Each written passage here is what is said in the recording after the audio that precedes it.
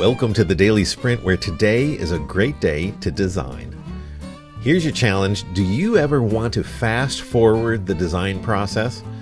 There's times you must, but often it's forced on us by deadlines. We're going to discuss the ways designers miss out when they don't consider time when designing, and 3 ways you can use the power of time to improve your work. I'm Daryl Estabrook, the founder of Designy, a platform for product designers who want to design with a Y.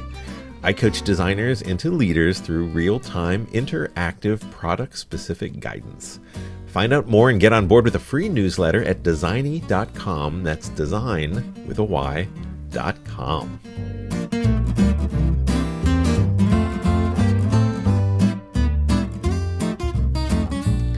Welcome. It's episode 16. Sweet indeed. We're moving right along. So have you ever thought you could skip parts of the design process in order to meet a deadline? Yes, it's inevitable. There's always more design that needs to happen than there is time. There's always more demands on our time than we can filter out. I don't know how many times I've tried all sorts of time management things, like techniques, 20 minutes on and timers, and some of those things really work for people, so that's great. But I think overall, when we're talking about time, it's a real pressure, and it really is something we want to force. It forces us to make compromises in the design process that we probably shouldn't.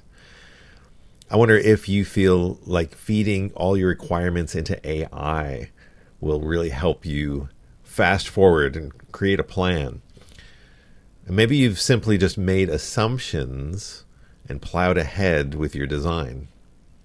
But with all of that, there's one ingredient you can't escape, and that's the value of time. There's a real power in using time as a design element.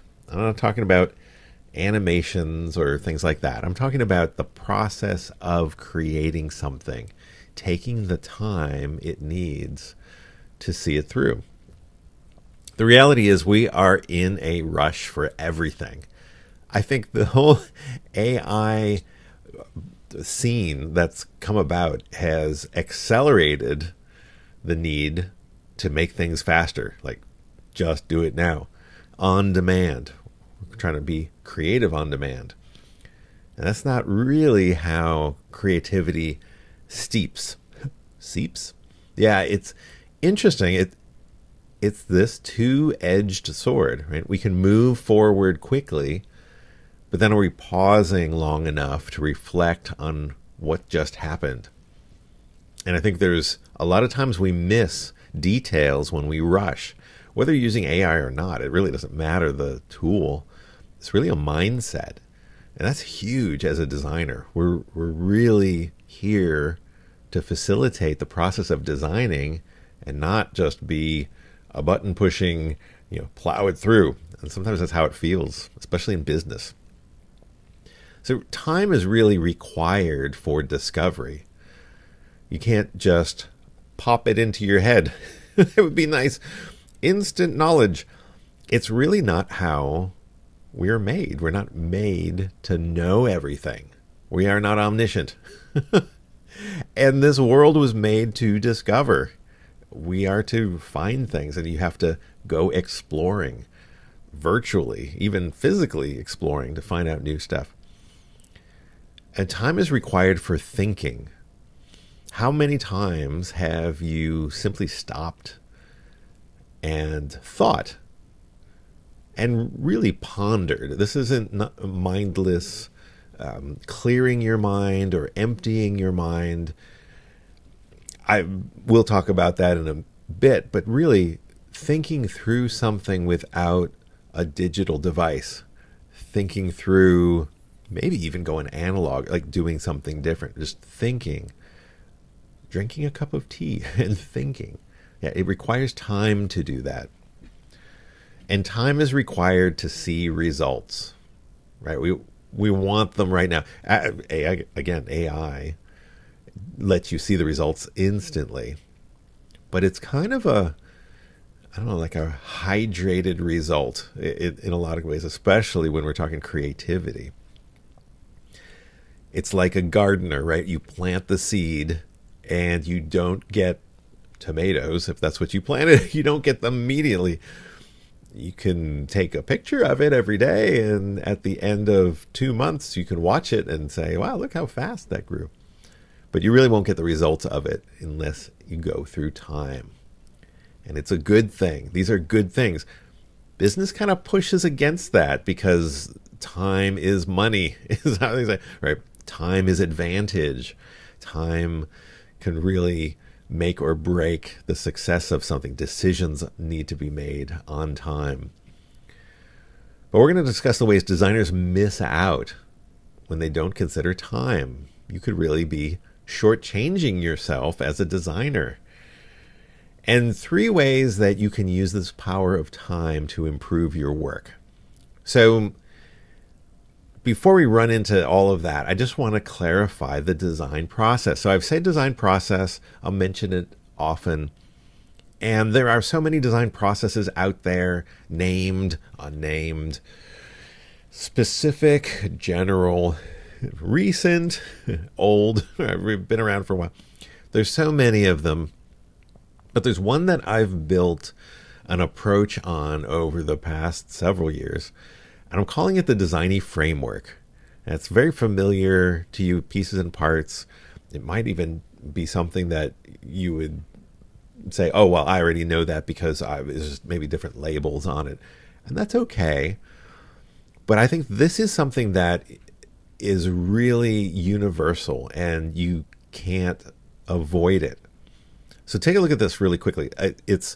There's 5 aspects to it, and even though I'm showing it in order, kind of in order, it's really not just a linear process, but it's non-linear. You can jump back and forth as you're going through a specific design, but it's really important. These things are always present in every design situation. In fact, in everything possible to design, whether it's what we're doing as product design or architecture or strategy. So just look at these. Define purpose, discover context, create options, make choices, and measure results.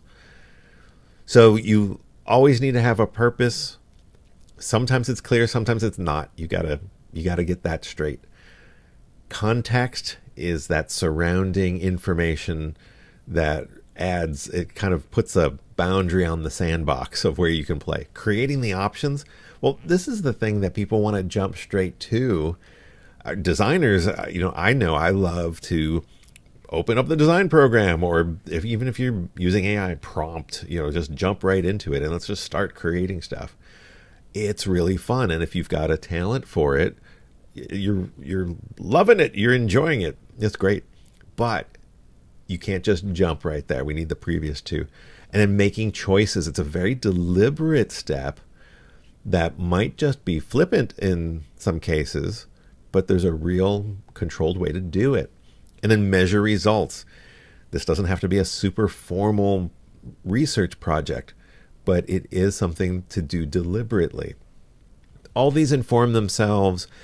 I've got a whole master class that goes through this that you can take. We'll say more of that at the end. But this process is something you will go through every time you design. You'll encounter these every time you design. So you can't avoid it, but you can ignore it. And that's the part. If you ignore any one of these, you kind of short circuit the process and you'll end up with something less effective as far as your design. It might cause more churn or spin and all of that. So these are all necessary, but what happens when we rush it, right? If we skip ahead. So some of these ways designers miss out when they don't consider time when designing. It kind of comes down to when you skip parts of the design process, you're forced to make an assumption. Now, assumptions are necessary. Again, we're not omniscient. That would be, I think if we were omniscient, there's a whole other world of problems going on there. But that's okay. Assumptions are necessary. But how do you know you're assuming correctly? There's always this other question that comes up, right? Okay, assumptions are good. Good assumptions are like you could consider your experience, right? If you've done this a number of years or anything, right? If you've gained experience, you can make a reasonable assumption, and that is invaluable. In fact, that is storing up knowledge, and you don't have to always go to ground zero. You have to start from blank. That's good. That's a natural occurring thing that happens with us. We're made with a brain to remember things and that sort of thing. So good assumptions. There are good assumptions. You have to temper those with the bad assumptions. So bad assumptions, if you fill in the blank with something arbitrary, that's called guesswork. And guesswork happens to be not designing, because guessing is random and design is on purpose. It's just that's the way it is. You can't break it down. So bad assumptions. And you might say lucky guess in there if the bad assumption turns out good, or happy accident. We kind of work into some of those things. And those are what they are. We're not going to try to weed those out per se, but we want to be aware that assumptions are floating around. And when we chop this out, we're making assumptions. You kind of think of it as with AI, right? It's making assumptions. And a lot of times it'll present the results as complete, especially in this design process. I keep going back to that when we're talking about AI, because there's a lot that goes into it or needs to go into it, because AI will make mistakes. But so do we, right? We're making mistakes all the time. We learn from them and we adapt, and that's part of this process. The other part of that, is that we have wisdom. And wisdom goes with that experience component and really makes the difference. AI doesn't have wisdom. So here are three actions you can take to really harness the power of time as you design. So the first action, take the time for discovery. The more you intake, the more context you have for making design decisions. So like I mentioned, right, purpose, you need to understand the purpose of what you're doing, outcomes, there's a lot more into that one. But the context itself, it's just so easy to make assumptions on context. It's also easy to go light on context. Try to get summaries and things like that. You might not be the design expert or the domain expert in the product that you're designing. Maybe not at first, especially if you're first hired, or if you're a consultant, right? You may not be the expert. But if you're curious, right, you have that drive of curiosity, you can become a pretty reliable design partner. And that's the biggest thing. No one's asking you to become the subject matter expert. But if you seek out a subject matter expert, that's their bread and butter. They really want that. Well, they've made their living around whatever the domain is. So seek that person out, make them your best friend in the project, and be the facilitator of design and really leverage them. Ask them questions. Try to put yourself in their shoes, so to speak, and take the time for that discovery. You can also do scrappy research, and that's down and dirty, not a formal research kind of thing. It doesn't take long. Internet searches, reading, PDF documents, that have been other books, things like that. Anything that you can get your hands on in a short matter of time is scrappy, and that's a good thing. I kind of like to say in that, read firsthand information. Right, so summaries are okay. I think you need, it's easy to get up to speed with a summary, overview, that sort of thing. AI summaries, right, all that. But it's not the same as understanding context. You can ramp up. You can get the 10,000 foot view, fly over. It might help you know where to dig, where to land. But it takes time to read. It doesn't have to be days, but you really can't accumulate meaningful knowledge in mere minutes. So that's really the tug of war there. Take the time for discovery. So the second action that you can use to leverage the power of time is use time away from your design to improve your work. It's a little counterintuitive, right? It seems like I just need to apply more time to this work. But that's not how we operate. It's not how we kind of breathe as people. Plan some time to rest from designing. You can take like an hour or maybe 2 hours or some amount of time away from your project. Like walk away, like literally go do something else. Overnight sometimes. How many times have I been staring at a design, working on it, or trying to solve a problem, anything like that, but especially the visual nature of it. And you either fall in love with what you're looking at because you've designed it. I just loved what I did there. Yay me. And then you go to sleep, come back the next day, and you're like, what was I thinking? or it's like, oh, wow, that part of it is really good. And now I see the weaknesses. Awesome. All the time. It resets your brain and you get to notice these details. So it's really good to take some time resting from what you're doing. And then plan time to discuss the design, right? So you're not designing, but you're going to discuss it with especially stakeholders. This is something that you can do really quickly with them, 15 to 30 minute meetings. If you did that every day, it'd be a good touch point. It'd do a number of things. You'd be able to, develop a relationship with the stakeholder. Get to know them better, even the subject matter expert, who that is as a person. That's a good thing in order to review the design. And then it doesn't take a lot of their time, which we'll talk about later. But it takes you away from what you're doing long enough to see their perspective. So same thing, like you take some time away from your design and you can see, oh, wow, that's my perspective has changed. And then plan time to think about the design. So this is kind of like coupled with that, taking some time away as well as discussing it.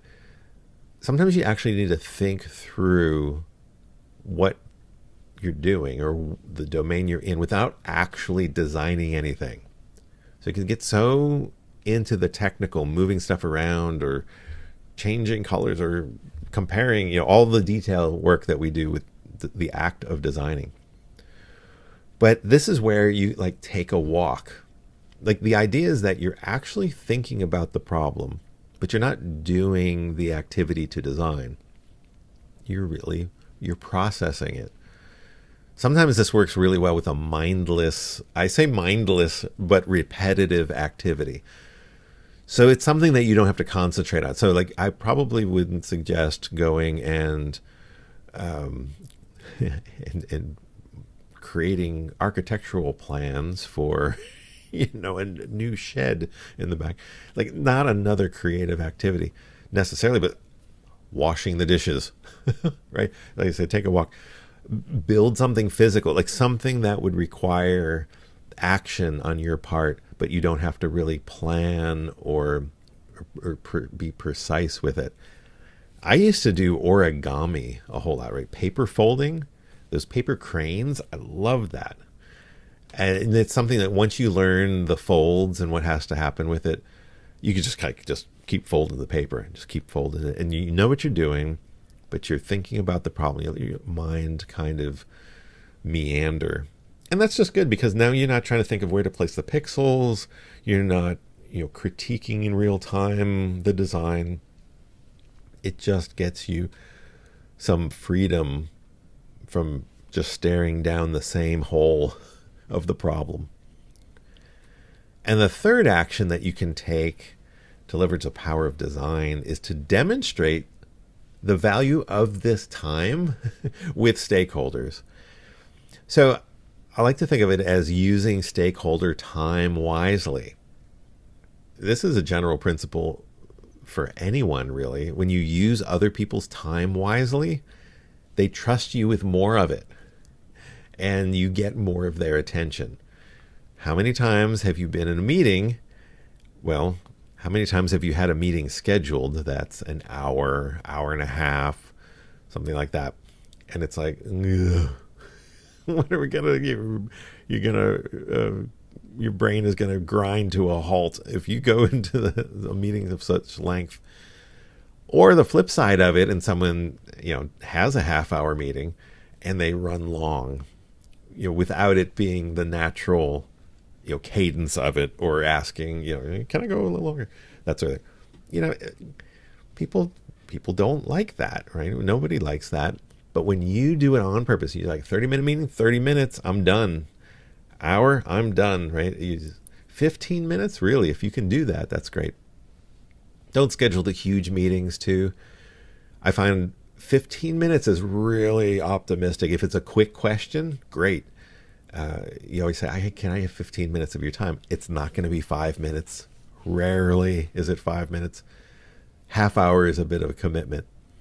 But a half-hour meeting is a legitimate thing, especially if you have a design to show. It's a very specific thing to show. And those are great because you're showing work.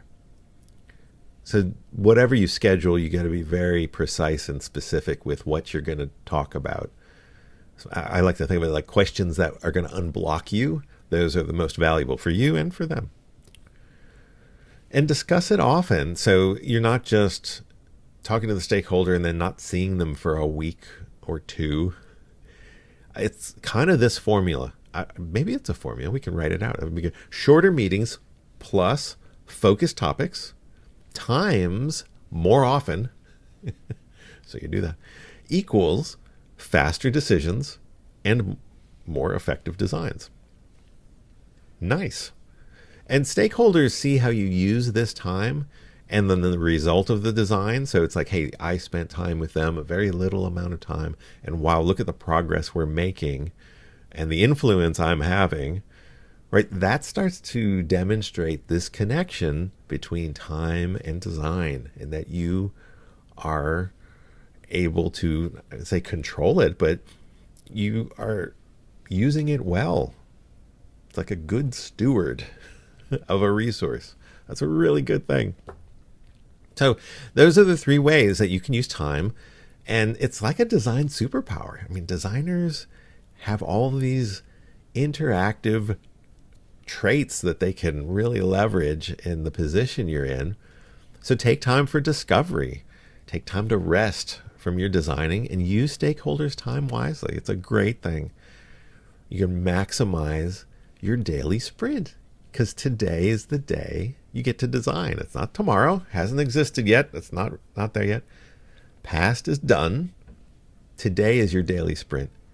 Use today's time wisely. And so I mentioned earlier the Designy framework and all that's in that, how you really can't avoid it. But I go really deep in that in a master class that I've put up on Designy Academy. So it's called Design for Value.